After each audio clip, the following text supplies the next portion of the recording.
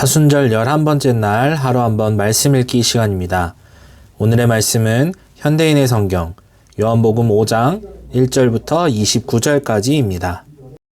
그 후 유대인의 명절이 되어 예수님은 예루살렘으로 올라가셨다. 예루살렘 양문 곁에는 히브리 말로 베데스다라는 못이 있고 그 둘레에는 행각 5채가 서 있었다.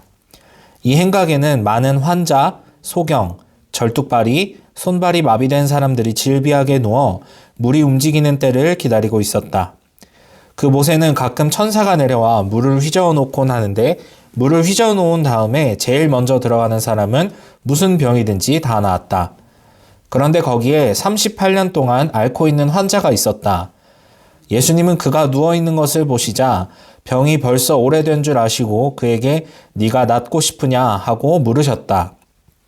그러자 그 환자는 선생님, 물이 움직일 때 나를 못에 넣어주는 사람이 없어 내가 가는 동안에 다른 사람이 먼저 들어갑니다 하고 대답하였다. 그때 예수님이 일어나 네 자리를 들고 걸어가거라 하시자 그는 곧 병이 나아 자리를 걷어들고 걸어갔다. 그런데 그날은 안식일이었다. 그래서 유대인들은 병이 나은 그 사람에게 안식일인데 당신이 자리를 들고 가는 것은 옳지 못한 일이요 하였다. 그가 나를 고쳐주신 분이 자리를 들고 걸어가라고 하던데요 하자 도대체 그런 말을 한 사람이 누구요? 하고 그들이 물었다. 그러나 그 사람은 자기를 고쳐주신 분이 누군지 알지 못하였다. 왜냐하면 그곳에는 많은 사람이 있었고 예수님도 이미 자리를 뜨셨기 때문이었다.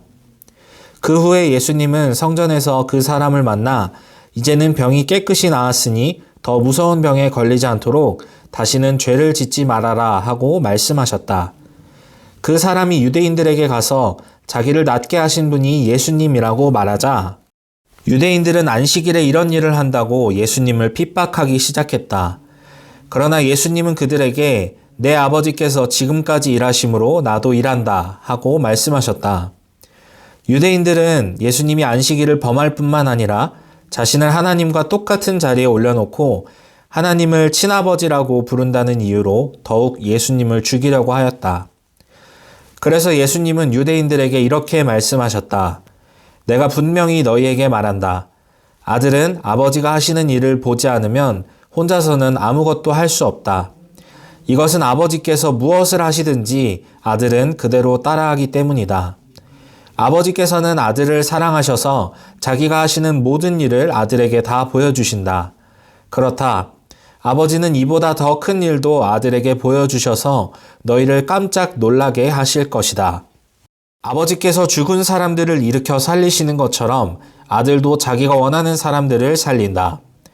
아버지께서는 아무도 심판하시지 않고 심판하는 일을 모두 아들에게 맡겨 모든 사람이 아버지를 공경하듯이 아들도 공경하도록 하셨다. 아들을 공경하지 않는 사람은 아들을 보내신 아버지도 공경하지 않는다.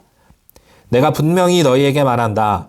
내 말을 듣고 나를 보내신 분을 믿는 사람은 영원한 생명을 얻었으므로 심판을 받지 않을 것이다. 그는 이미 죽음에서 생명으로 옮겨간 것이다. 내가 분명히 말한다. 죽은 사람들이 하나님의 아들의 음성을 들을 때가 오는데 바로 이때이다. 듣는 사람은 살아날 것이다. 아버지께서는 자기 속에 생명을 가지신 것처럼 아들에게도 생명을 주어 그 속에 갖게 하셨다. 그리고 아버지는 아들이 그리스도이기 때문에 그에게 심판하는 권세를 주셨다. 내가 하는 말에 놀라지 말아라. 죽은 사람들이 모두 아들의 음성을 듣고 무덤에서 나올 때가 온다. 선한 일을 한 사람은 부활하여 영원한 생명을 얻고 악한 일을 한 사람은 부활하여 심판을 받게 될 것이다. 아멘. 이것은 하나님의 말씀입니다. 오늘도 말씀과 함께 예수님의 사랑을 묵상하는 아동부 친구들이 되기를 바랍니다.